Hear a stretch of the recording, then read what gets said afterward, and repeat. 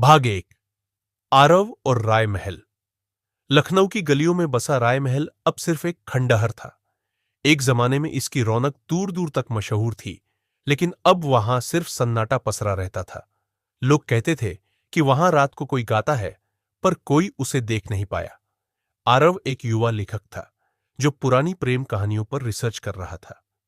उसने राय महल के बारे में बहुत सुना था और तय किया कि वह कुछ दिन वहीं रहकर इसकी कहानी पर उपन्यास लिखेगा।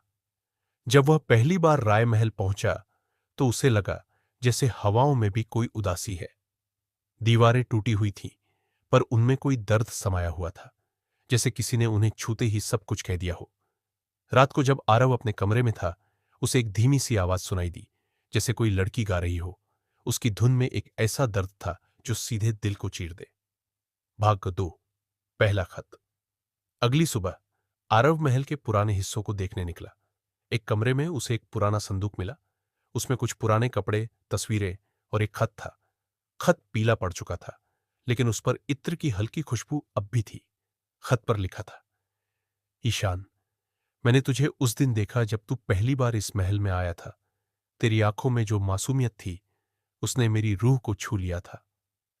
खत पढ़ते ही आरव को एक अजीब सा झटका लगा। उसका सिर घूम गया और उसकी आंखों के सामने धुंध सी छा गई। उसे लगा जैसे वह उस समय में जा पहुंचा है जब यह सब हुआ था। भाग 3। अनन्या उस रात फिर वही गाना सुनाई दिया, पर इस बार वह आवाज और पास थी। आरव उठा और हॉल की ओर बढ़ा। सामने के शीशे में उसे एक लड़की दिखी, सफेद साड़ी में, बड़ी बड़ी आंखों वाली। वह मुस्कुरा रही थी। तुमने मेरा खत पढ़ा? आरव चौंका। कौन हो तुम? अनन्या। और तुम ईशान हो, मेरा ईशान। आरव पीछे हट गया, पर उसकी आंखों में डर नहीं, अजीब सी पहचान थी, जैसे वो सचमुच उसे जानता हो। वो कई रातें उसी से बात करता रहा, सपनों में, जागते हुए, हर जगह वही आवाज। भाग 4। सच्चाई सामने अब आरव को समझ में आने लगा था कि यह कोई सपना नहीं, कोई वहम नहीं, ये सब सच है। उसने गांव के बुजुर्गों से बात की। उन्होंने उसे बताया कि 1947 में ठाकुर साहब की बेटी अनन्या को एक नौकर से मोहब्बत हो गई थी। ठाकुर को जब पता चला तो उसने नौकर को दीवार में चुनवा दिया और अनन्या ने उसी रात झर पी लिया। मरते वक्त अनन्या ने कहा, मैं लौटूंगी अपने ईशान को लेने। भाग 5। मोहब्बत या मौत। आरव अब खुद को ईशान समझने लगा था। उसे याद आने लगे थे पुराने दृश्य, एक बगीचा, एक झूला, वो खत, वो छुप छुप कर मिलना। अनन्या की आत्मा अब हर वक्त उसके साथ रहने लगी थी। वह कहती, बस एक बार मुझे अपना कह दो, फिर हम हमेशा के लिए एक हो जाएंगे। पर इसके साथ ही महल में डरावनी घटनाएं बढ़ने लगी। एक मजदूर की मौत हो गई, एक पुजारी पागल हो गया। लोग कहने लगे, वो लड़की वापस आ गई है। भाग 6। आखिरी निर्णय आरव अब टूट चुका था। वह अनन्या से प्यार करने लगा था, लेकिन डरता था कि अगर उसने हां कहा तो शायद उसकी आत्मा भी बन जाएगी।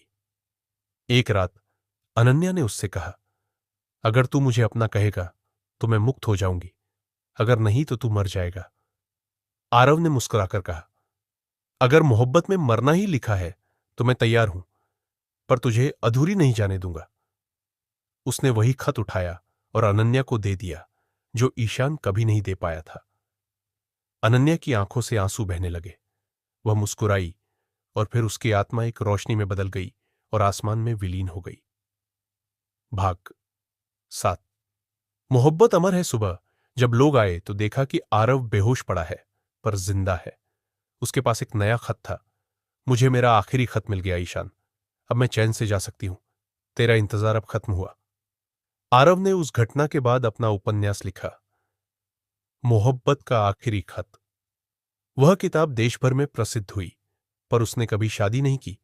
लोग कहते हैं वो अब भी हर साल 14 फरवरी को राय महल जाता है और उसी कमरे में एक रात बिताता है जहां उसे कभी अनन्या मिली थी, क्योंकि कुछ मोहब्बतें कभी मरती नहीं, वो बस अगले जन्म का इंतजार